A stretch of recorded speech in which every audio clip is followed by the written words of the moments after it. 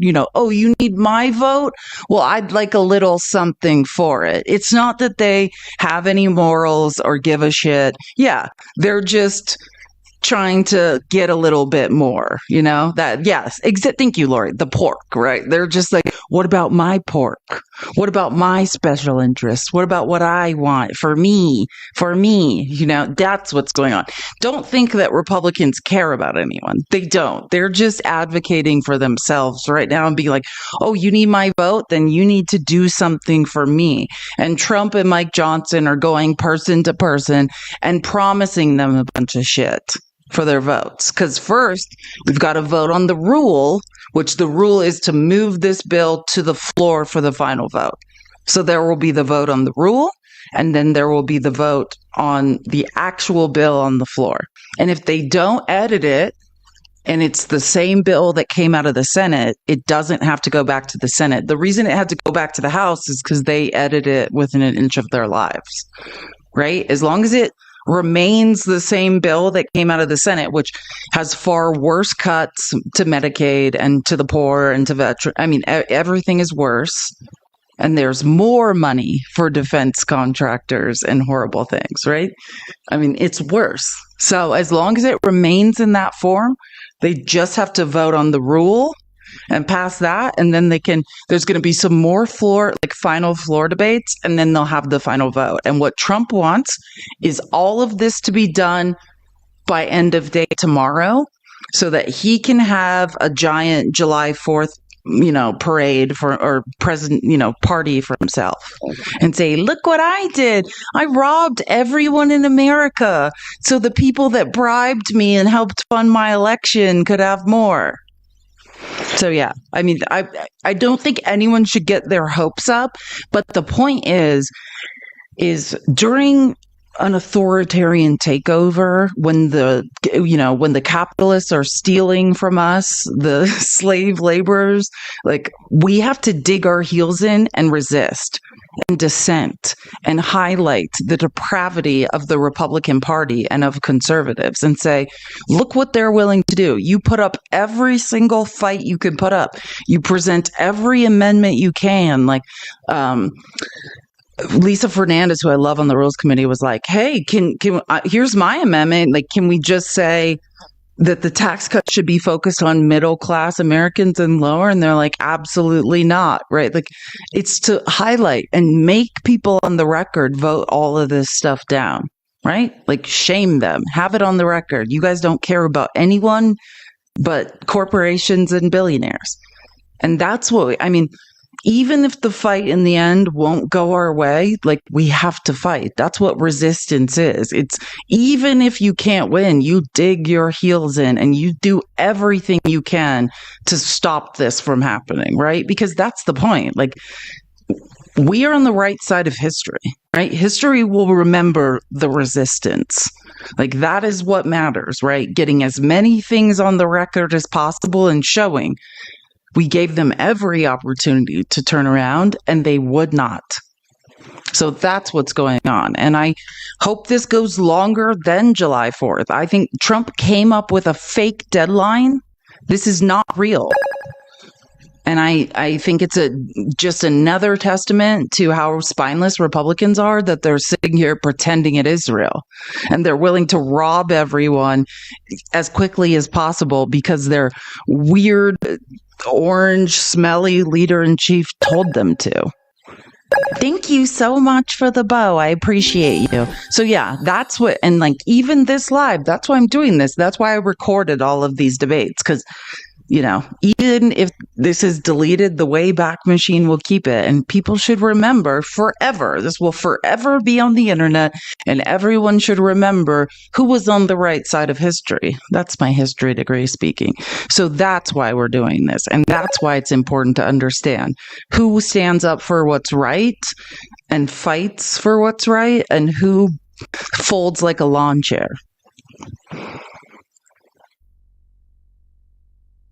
Who would vote for this bill? Why would David Valadea vote for this bill? Over 65,000 people in his district will lose access to health care if this passes.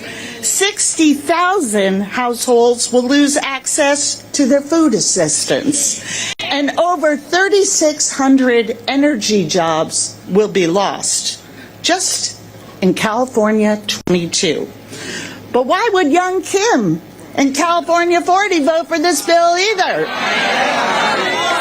Over 31,000 people in her communities will lose their health care, and 15,000 households could lose access to food assistance. Why indeed? But we've been told exactly where we stand. The Vice President said these cuts are immaterial. Mitch McConnell says people will get over it. Joni Ernst reminded us we're all going to die anyway. So at a time when most households are struggling to afford the basics, Republicans have a clear message for American families. You don't matter. Who would vote for this? Exactly. Thank you. This is less necessary. Actually, it's kind of still what's going on, though, and it will give you an idea. This was this morning at like 11 Eastern, or I guess not morning, but I mean morning for me. Our senior producer in D.C. says there are 12 no votes. I can't imagine Republicans saying no to the president at this particular time, but what are you going to do about those holdouts? 12 no votes. Well, Stuart, look, this is not the first time we've been here when we're right up against a deadline on a bill, and we've delivered time and time again here in the House. Yeah, delivered because you guys are all going to vote yes in the end. So just picture, this was like at 11 Eastern. There are 12 people with their 12 Republicans with their hand out saying, oh, you want my vote? Then promise me something in return. Right? And that's what's happening. They're making backdoor deals with greedy Republicans so that eventually they'll vote for it. That's exactly what's happening right now. I would not get my hopes up that anything good is going to happen. And here's the thing I haven't seen a lot of people reporting on. This was this morning, Trump posting this.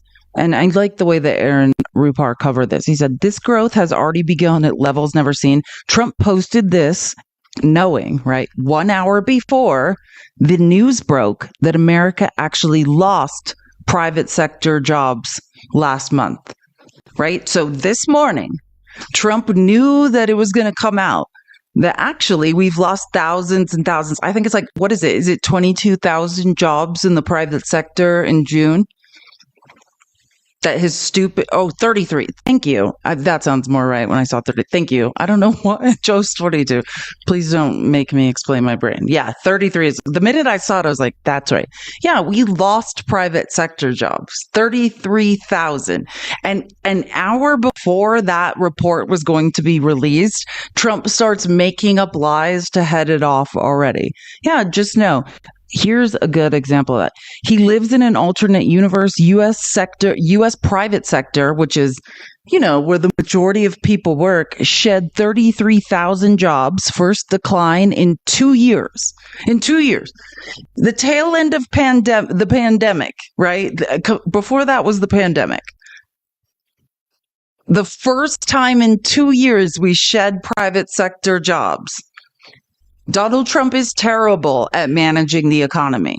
You can't build a business with trade policy that changes every 3 weeks because Trump is artificially driving the stock market down so people can buy, so his friends can take huge positions, and then he drives it back up by canceling his weird tariff policies so that people can cash out that he owes favors to. He's artificially manipulating. Nobody can build a business off of Trump's insane tariff policies. If you think that Trump's tariff policies are good, and not just a normal president would say, here's the policy so that businesses can say, hey, even if I hate it, even if I can't afford it, I know what it is and now I can work off this. Changing policies every single week will help no one. And the private sector is shedding jobs because of it. I mean, it's probably also because of the steel and aluminum tariffs and many other things. No policies Trump has enacted are going to bring any jobs back to America. It's absolutely delusional to listen to people make that argument. Here, you can see this, and this is just from CNBC when it finally did come out an hour later. The private sector lost 33,000 jobs in June, badly missing expectations. Understand, these are reasonable projections. We were supposed to increase by 100,000 private sector jobs. We lost 33,000. That's a net loss of 133,000 for off the projection. And Trump's like, everything's going great. MAGA, you should be ashamed, embarrassed, and angry, both at yourselves for your stupidity, but at the guy who's stealing from you. Now, remember America First? Can I just point this out, MAGA? If your brains work, then here's where you jump off the Trump train and you say, Trump is doing the opposite of America First. This is where you say that. If your brain works and you can follow a line of logic, you say, this man is doing the opposite of what he promised me. I can no longer get on board with this. If in fact your brain works. Just saying. I mean, you could decide. Again, we are shedding subscriptions. All this work I do, the presentations, if you would like to support me, please subscribe or buy monthly subscriptions for gift subscriptions to someone else. Or this is my Cash App and Venmo. Oh man, I haven't updated that in a while. Sorry, I will in a second. But again, you can look this up. America First. Trump's going to bring jobs back to America. Delusional. And it hasn't even begun. Understand that. I was talking about that yesterday with Matt, how we front-loaded inventory. The real hits to the economy have not come yet. Oh, I love Angie Craig. I've loved her more and more. So these are more. Wayne, thank you for the 5 giveaway subs. You're the best. W. Wayne in the chat, especially if you received a sub. Thank Wayne. He's the absolute best. Thank you, Wayne, for always being here and supporting. This is again in the rules committee, right? This is where the rule will have to be passed. And these are the debates that went on late, like until 2 a.m. yesterday.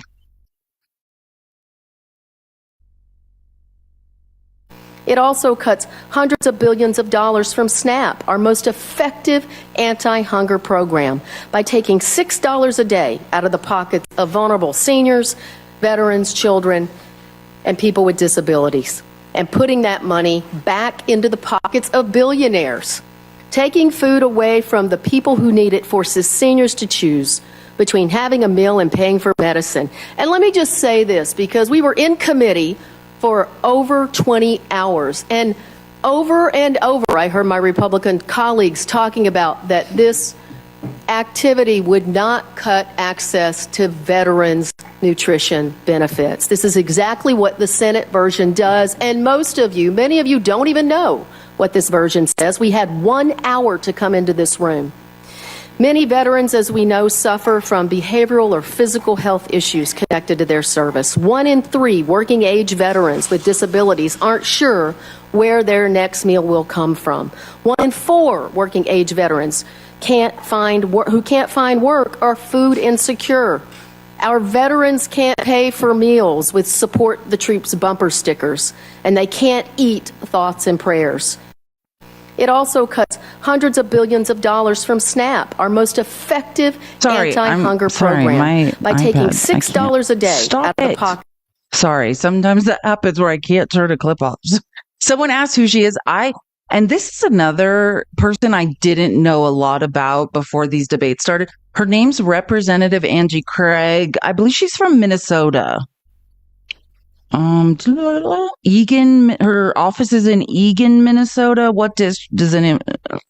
Sorry, I'm looking for the district number. But I'll say, I'm so impressed with her. She has been up all night debating this and has been fierce. And that's what people don't understand. The Senate changed this bill. They're taking SNAP benefits from veterans. All the things Republicans said they would never do or that they value. What did she say? You can't eat from support our troops bumper stickers. I think that was my favorite line I have heard. Does my Venmo work? Yes, it's a girl has no name, like just like my it's Cash App, Venmo, same, just like my TikTok name. Just if you're in my link tree, that link might not work.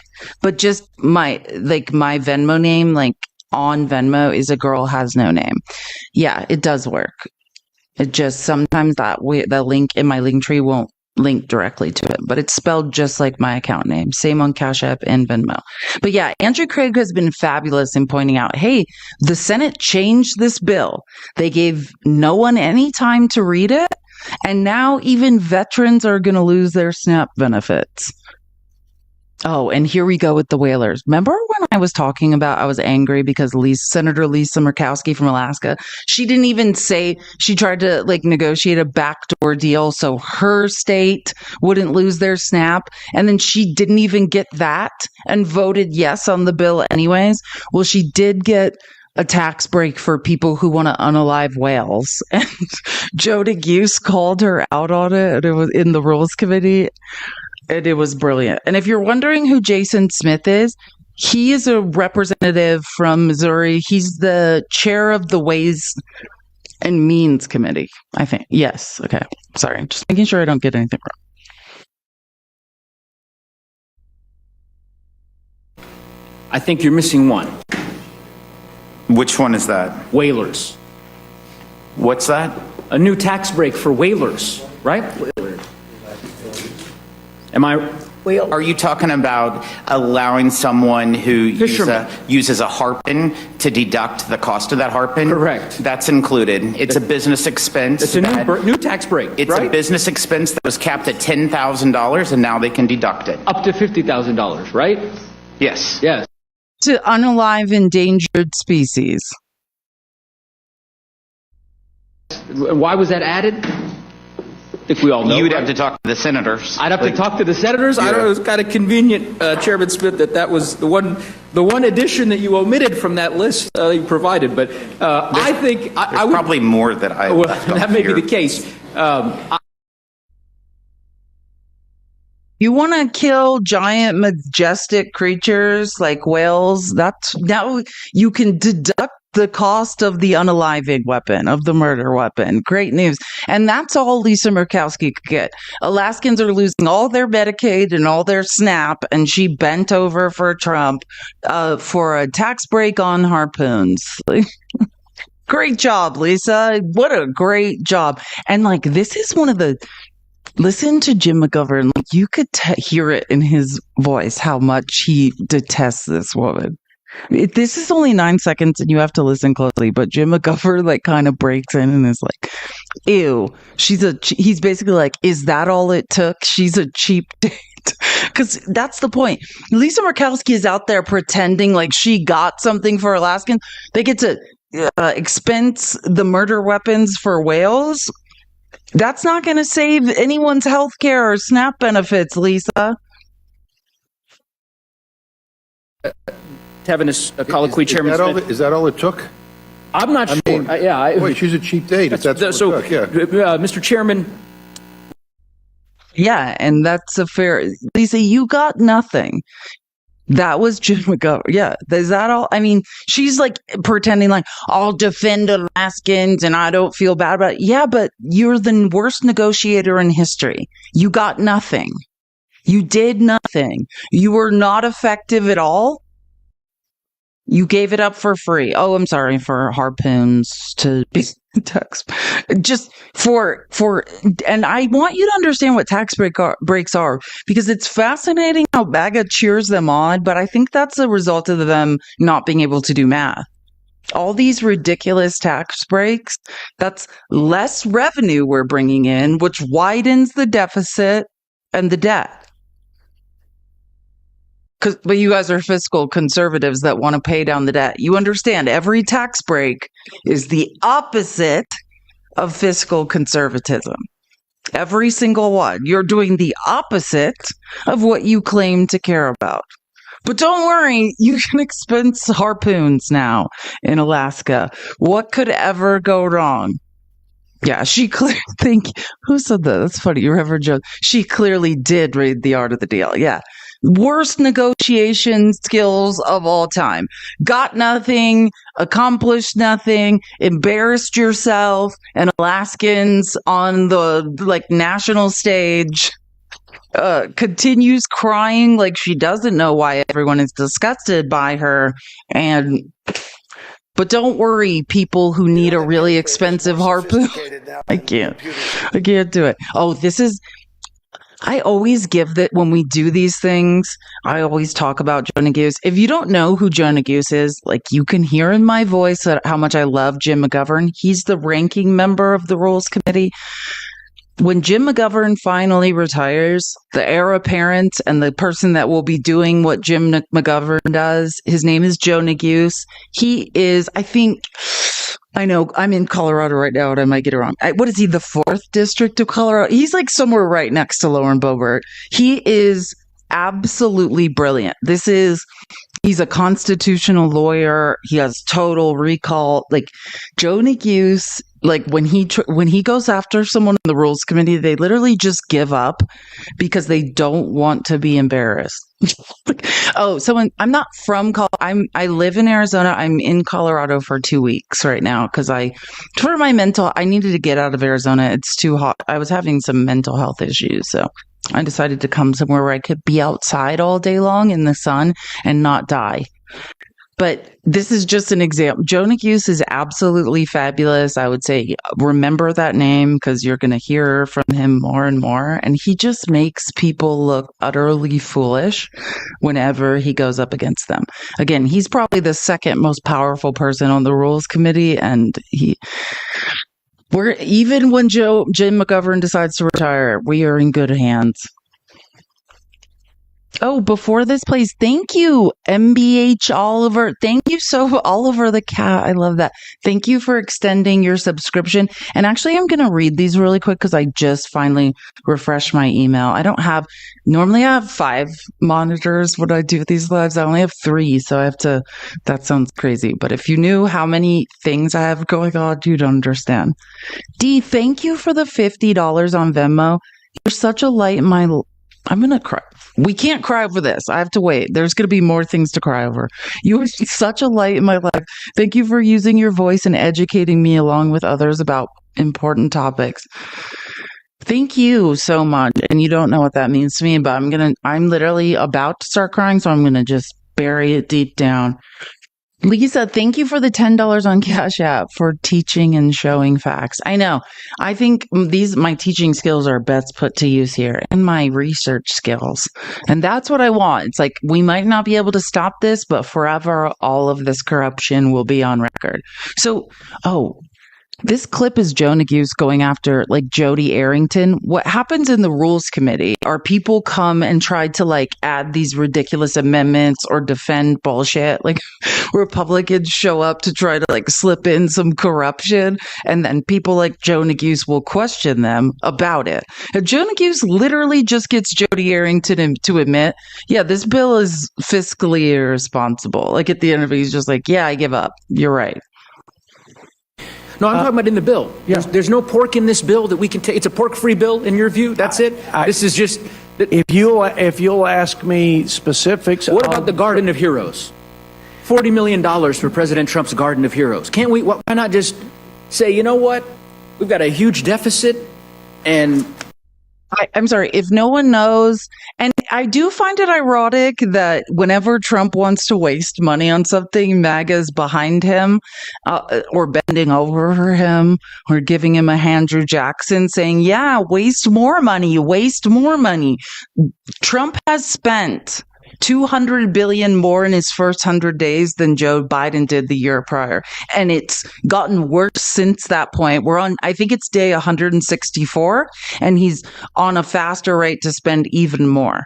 But for some reason, none of you guys give a And if you don't know, I just wanted to.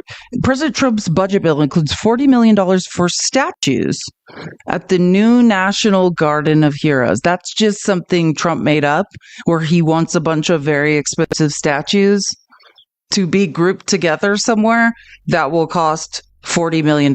Oh, thank you. I will reset the gift goal. Thank you for reminding me. I have a lot going on. Page 820 of the beautiful bill states that the $40 million in funds for the statues appropriated for the National Endowment for Humanities for fiscal year 2025. Yeah. I'm just trying to look. Yeah, it's just people Trump thinks are heroes. They're going to have $40 million in statues created.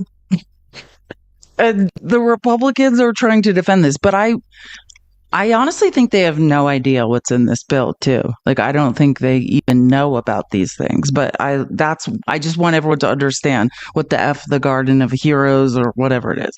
It's like, remember that billionaire that was giving kickbacks to that Supreme Court Justice Clarence Thomas, Harlan Crow? I think Trump heard about Harlan Crow's Garden of Statues. If you haven't heard, the guy that keeps bribing Clarence Thomas, he's a billionaire who has a statue of his favorite schmaltzy war heroes. So I think Trump heard that and he's like, wait, I should have a garden of weird statues too. No, I'm talking about in the bill. Yeah. There's no pork in this bill that we can take. It's a pork-free bill in your view? That's it? This is just... If you'll ask me specifics. What about the Garden of Heroes? $40 million for President Trump's Garden of Heroes. Can't we, why not just say, you know what? We've got a huge deficit, and that's probably not the most prudent way to spend our taxpayer dollars. Let's just reallocate that $40 million. That's a bridge too far for you? Well, I think there's not a bill that I have read and reviewed since I've been a member of Congress, certainly since I've been the budget chair, that I felt lived up perfectly to what I thought we ought to do in stewardship of tax dollars, and what I thought was consistent with the constitutional scope and of this federal government. You could understand our struggle because, as I said, last 7 weeks, you've testified a few times here. Every time you testify, this bill gets more expensive. Yeah. And the answer is always, well, down the road, of course, we could address this, and there are ways in which we can try to identify potential places where funding, where potential cuts can be identified, and so on and so forth. Here is an example right in front of you. $40 million. You could take care of that today. There's an amendment, I believe, that was submitted. You could rule that in order and say, you know what, we're going to put that $40 million towards deficit reduction. If you're serious about wanting to address the fiscal health of the country. But to me, I think this bill couldn't be a worse representation, respectfully, of fiscal discipline. You have. Amen. And Jody Arrington keeps showing up. He's right. Jody Arrington claims to be a fiscal hawk, and yet keeps showing up and embarrassing himself in the Rules Committee. And I never get tired of Jonah Goose going after him because there's a long history of... Sorry, hold on.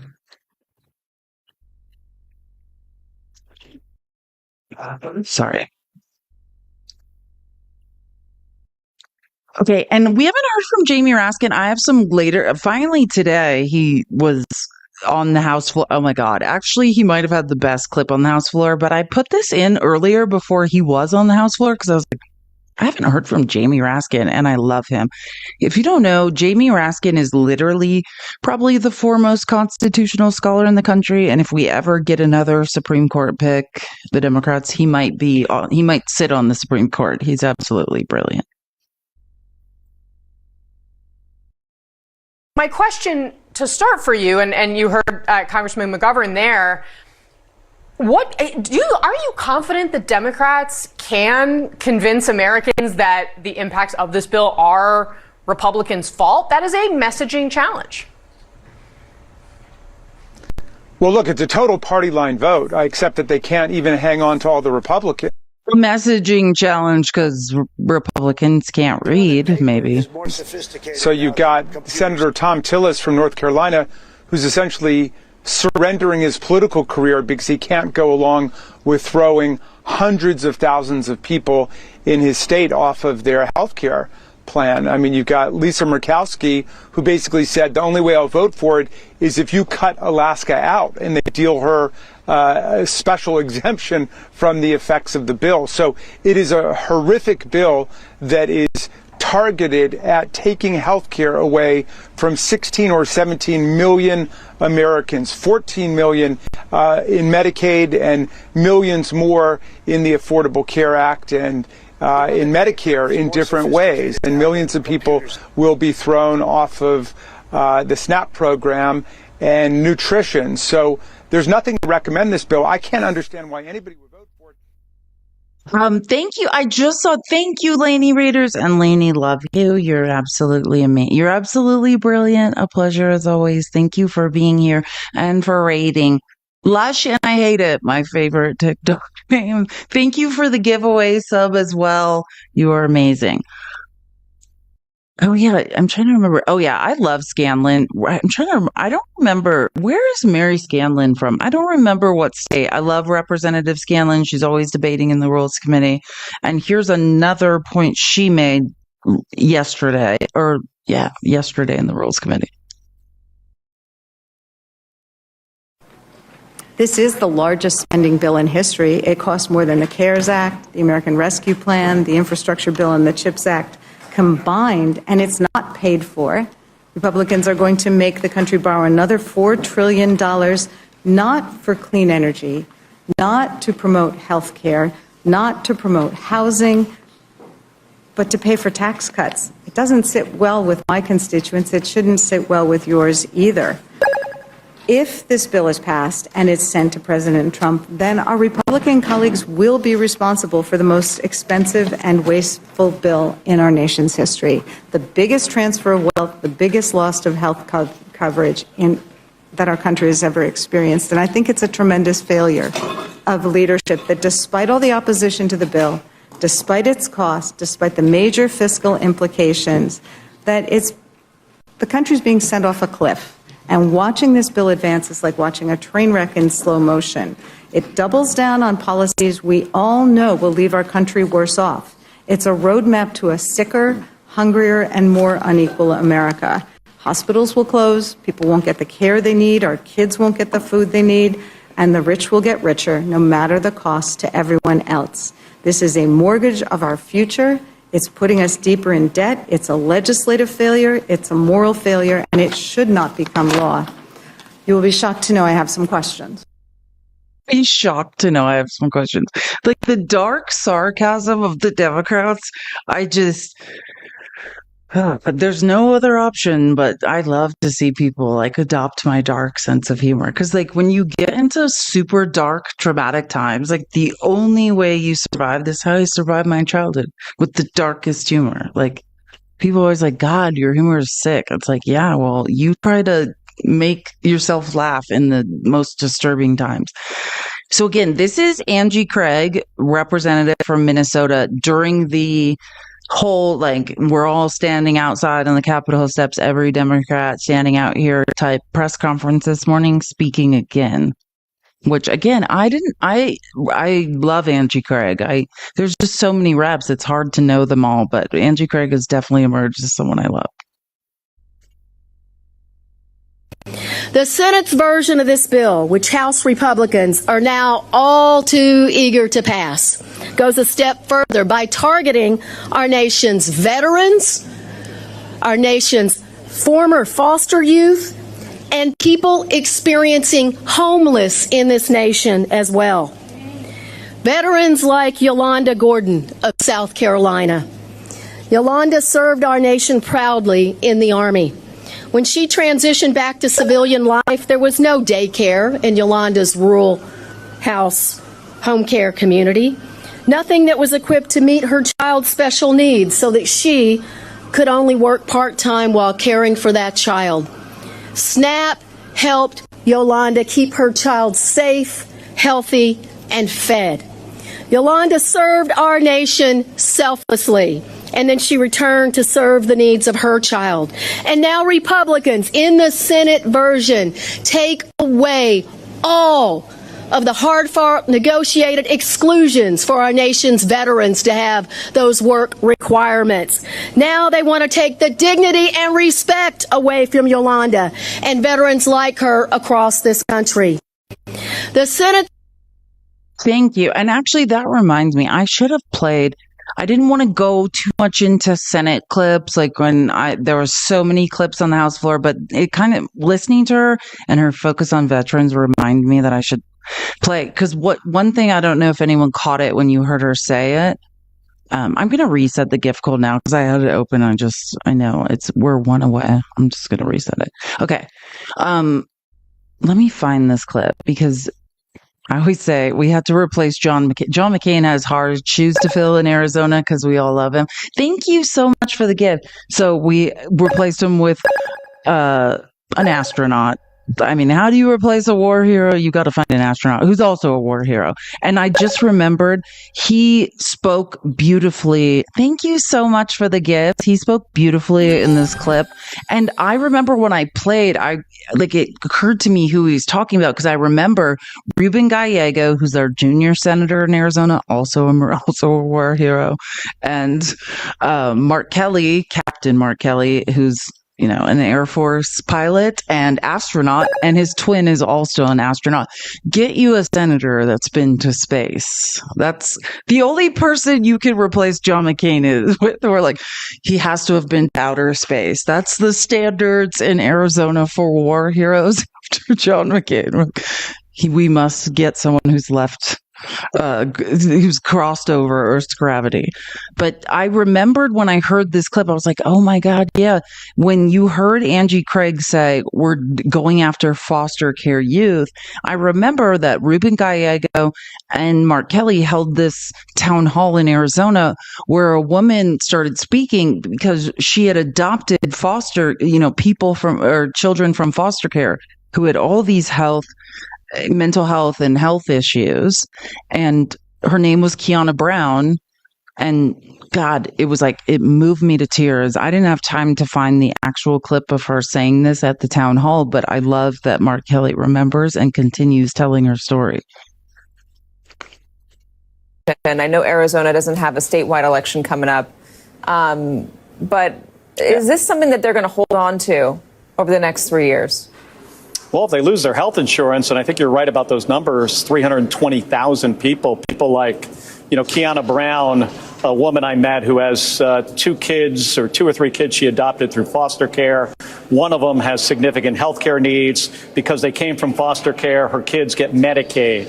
She told me that she feels like the Republicans are burning down my house and my kids are still inside. Yeah, I think folks like Kiana Brown and other people that I have met and talked about this issue, yeah, sure, they're going to remember. And I know Arizona. You could have heard, I'm going to go back and look for that clip. This woman spoke at a town hall in Scottsdale, Arizona.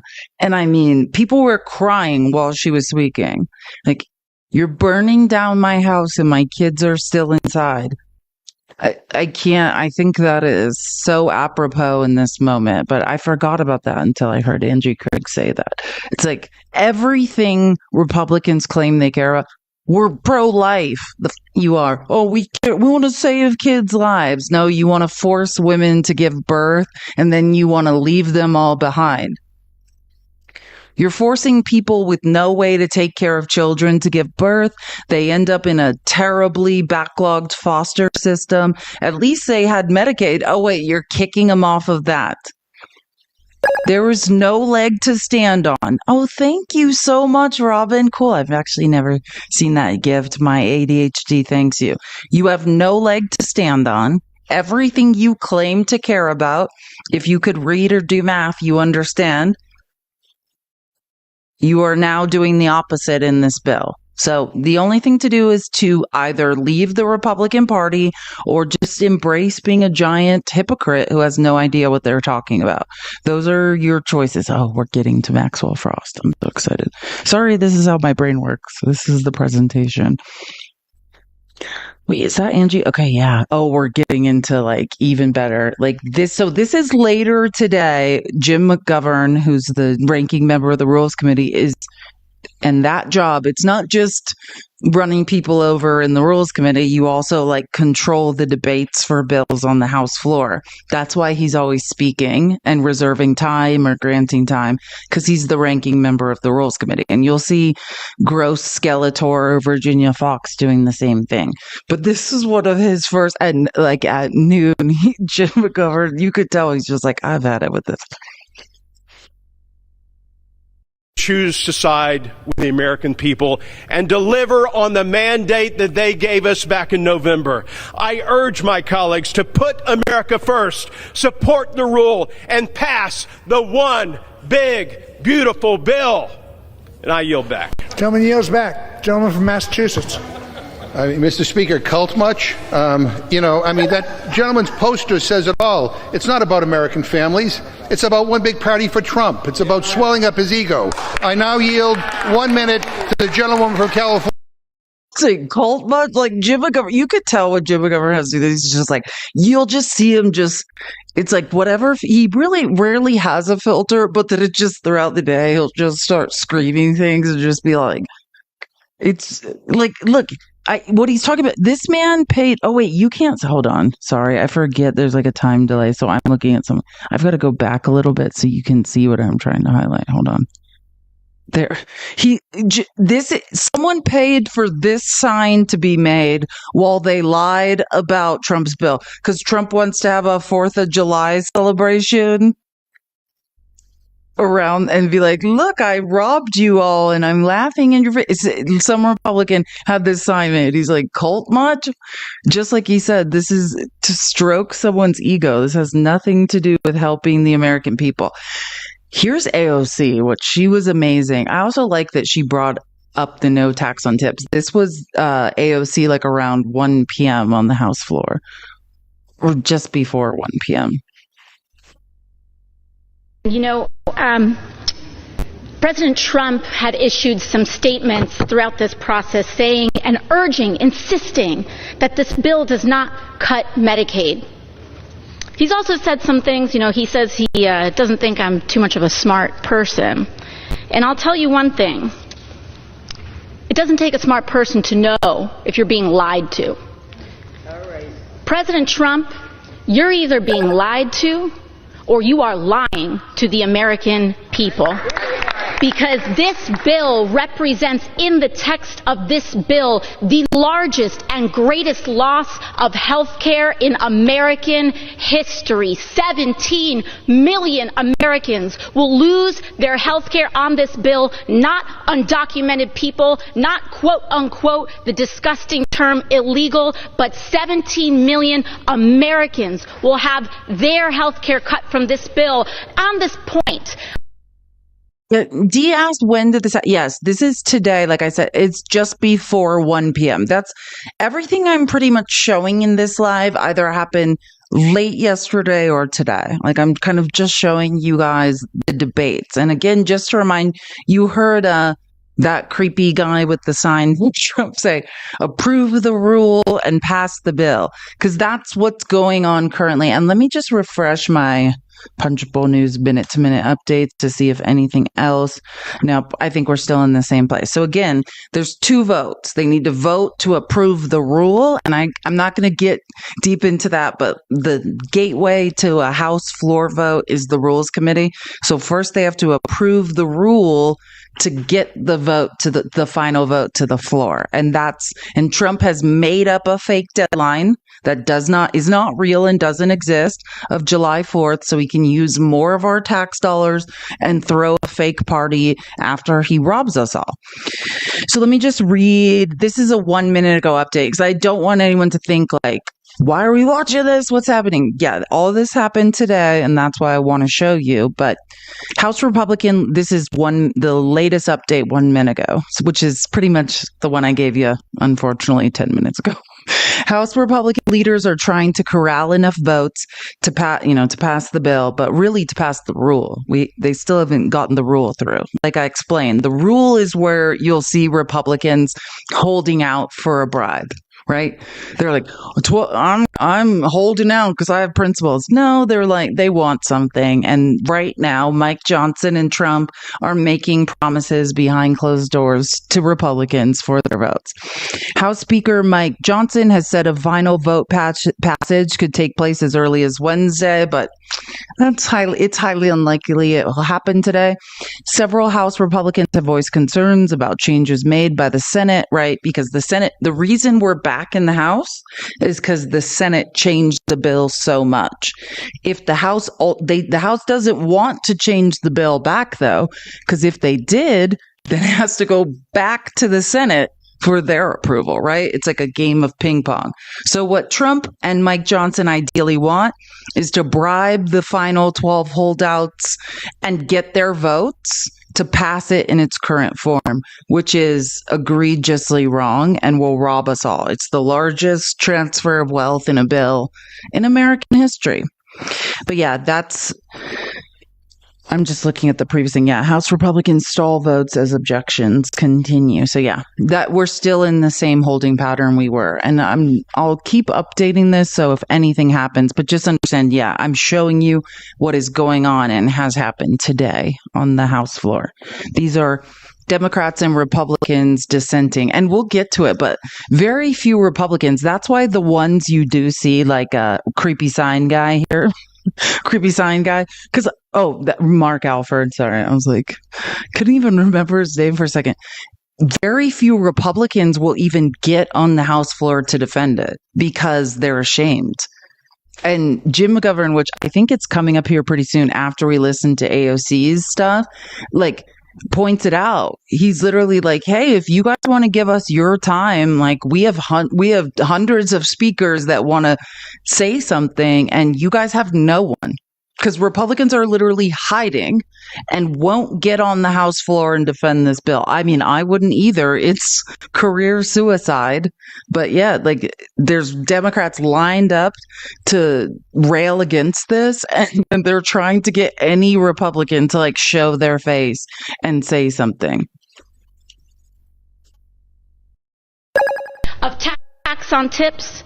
As one of the only people in this body who has lived off of tips, I want to tell you a little bit about the scam of that tax, a little bit of the fine print there. The cap on that is $25,000, while you're jacking up taxes on people who make less than $50,000 across the United States, while taking away their SNAP, while taking away their Medicaid, while kicking them off of the ACA and their health care extensions. So if you're at home and you're living off tips, you do the math. Is that worth it to you? Losing all your health care, not able to feed your babies, not being able to put a diaper on their bottom in exchange for what? This bill is a deal with the devil. It explodes our national debt. It militarizes our entire economy, and it strips away health care and basic dignity of the American people for what? To give Elon Musk a tax break and billionaires the greedy taking of our nation. We cannot stand for it, and we will not support it. You should be ashamed. God, I love her. Thank you. And I could make more mathematical arguments for how stupid the no tax on tip is. By the way, on Monday, if you were here on Monday when I did the same thing for the debates on the Senate floor, I think it was Sheldon Whitehouse. I'm pretty sure it was Sheldon Whitehouse who correctly pointed out that just like Trump always does, these tax cuts for the rich and corporations are in perpetuity, which is possibly illegal, but who knows? And the no tax on tips, it's like for 3 or 4 years and it drops off. That's what they always do. They make these fake promises, which I could tell you what, the no tax on tips is worthless. Period. If you understand it and like how mathematical models show behavioral change around it, yeah, it's not actually a good thing for anyone in any way, but it's stupid. It's just to make people think they get something. But when you see the deficit, like the absolute travesty of the Republicans widening the deficit, get smaller in year over year in the 10-year graph of this, it's because They're not even allowing this to happen for 10 years. But Republicans can't read or do math, so they're not. I mean, MAGA, the people that vote for Republicans, they don't know. They're like, yeah, no tax on tips. Yeah, for a couple of years till that drops off. And by the way, that's benefiting barely anyone if you read the bill and the rules around it. But that's neither here nor there. Just let them think they gotta win. Oh, and that's kind of worthless. Oh, yeah. Oh, this is the moment. Okay. Jim McGovern is probably, I mean, for most amazing comments on the House floor today, Jim McGovern wins. But for the best moment on the House floor, I'm going to give it to Representative Jamie Raskin, constitutional scholar, and could one day sit on the Supreme Court. Like, he rewrote the preamble to the Constitution and shamed Republicans with his new version. And when I say this has to be one of the best moments, like, I don't know, I just would, there's always, Jamie Raskin is just a wordsmith, you know, I love words and vocab. It's like my passion. So watch Jamie Raskin just in a minute, just shame Republicans. And once I play this will forever be on the internet. Like, just, even though this is a nightmare that we can't necessarily stop, we are on the right side of history. Gentlemen, Mr. Speaker, I found the preamble to this big ugly bill. We the billionaires and our king, in order to deform and sicken our union, establish injustice, ensure domestic servility, weaken our people's defenses, undermine the general welfare, and reserve to ourselves and our posterity staggering debt servitude for eternity, do hereby instruct the Republicans in Congress to strip 17 million people of their health care, increase co-pays, deductibles, and premiums for everyone else, cut 42 million people off of nutritional assistance, increase the national debt by $4 trillion, trash renewable energy systems, increase our electric bills for the carbon kings, all to weaken and destroy the Constitution of the people of these United States of America. Please include this preamble in the legislative record.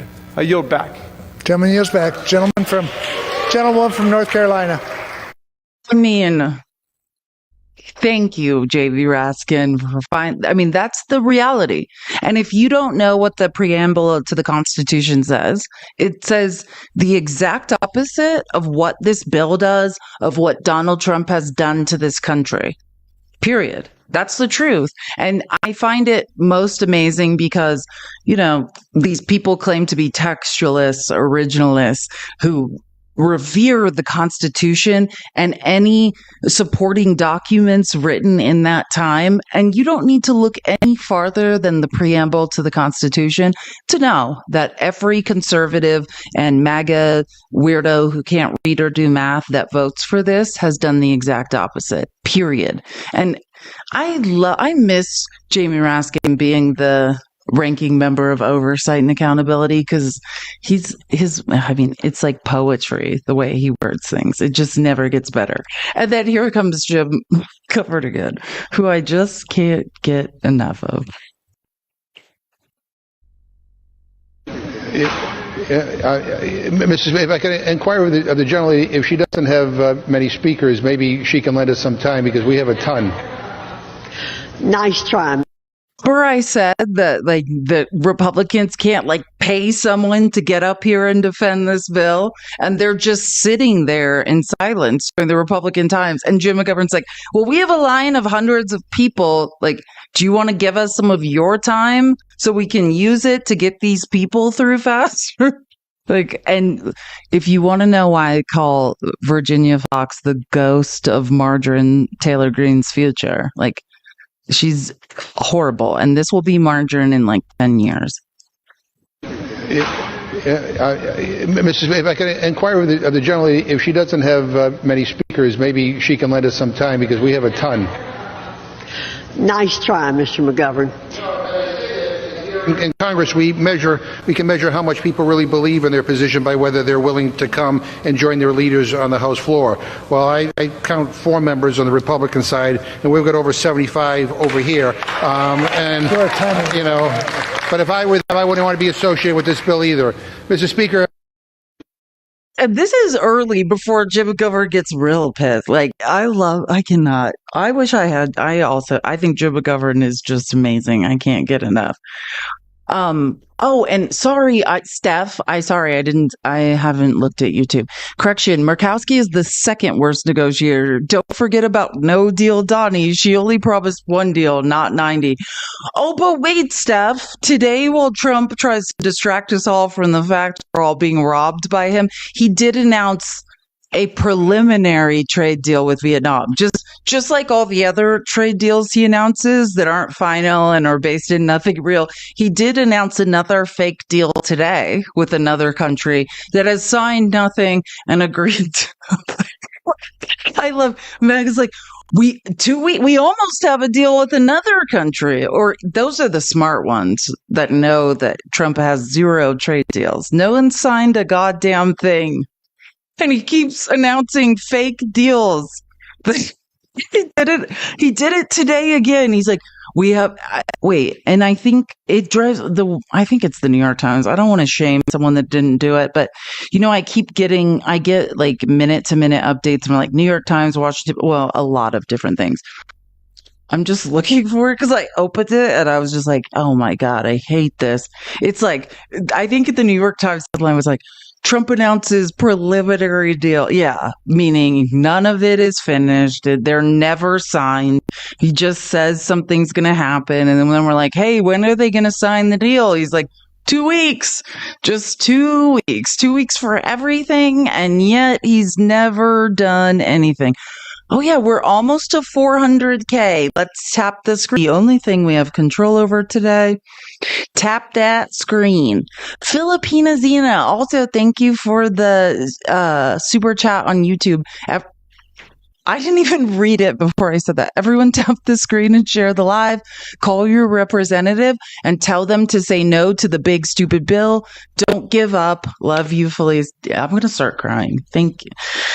Thanks. I appreciate that. And truly, and even after I always say this, I'm a native born Arizonan. My family didn't have a stable life. So we moved every year to like pretty much a different apartment, different district. So I've lived all over what we call the greater Phoenix area, but particularly all over Phoenix. So yeah, like don't limit yourself to just your rep. It's important to let every representative in your city or your state know that their time is limited. When I get really like tonight, when I'm sitting in bed, not able to sleep because of this BS, I will send some very carefully and disturbingly worded emails, possibly some faxes. You don't need a fax machine, as Joanna and Chrissy, my mods, always point out. There's apps to fax Congress people, and they have to read your faxes, they have to read your emails, they have to listen to your voicemail. Well, someone does, one of their staffers. So don't limit to just your direct rep right now. Where have you lived in that state? Call everyone and let them know you are going away soon. People will never forgive you for this. Create a mountain of horrible messages that they have to read. Just keep letting them know, even after the bill passes, because I understand we can drag our feet, but it's probably going to pass. Then I like to let them know now that it's finished. I know for sure you're leaving Congress. It's always appropriate whenever you feel frustration and you don't know who to take that frustration out on. If you don't debate MAG online and yell at them like I do, or you don't want to yell at your own family members who voted for Trump, that's how you take it out. Just let people know no one will ever forgive you for this. Even if not in the near future, you're on the wrong side of history and no one will your name will be erased from your tombstone for what you have done. Those are the kind of things I say. I'm not saying you have to sit with. That's the kind of emails I send to Congress people in Arizona. But yeah, just let them know the position. I know because you have no spine and you can't stand up to a madman, here's what will happen to you later on down the road. That's just the type of messages I send to my but, I'm just suggesting it's a way to release your anger and practice communication, like it's always appropriate to let them know that they have no spine. Just type it over and over again. You'd be surprised. I have different letters like saved in notes apps that I just copy and paste. Never let them forget that they don't have a spine and no one likes them. Oh, here's another example. So, I said like no Republicans would get on the House floor. And I just checked like my favorite people who clip congressional debates. Yeah, like not much has moved. I pretty much have all of the clips or the good moments on the House floor, except for like 2, which I can show you later on directly on X. But like, here's an example. So I'm going to forget. Tim Kennedy, I think he's like from New York, like 20th district or something. So he's a Democrat. So he gets on the House floor and says something. And then after him, here comes another Kennedy who's like from Utah and can't even speak without shaking. I just find it hilarious. Like no Republicans. So they got this like young kid who was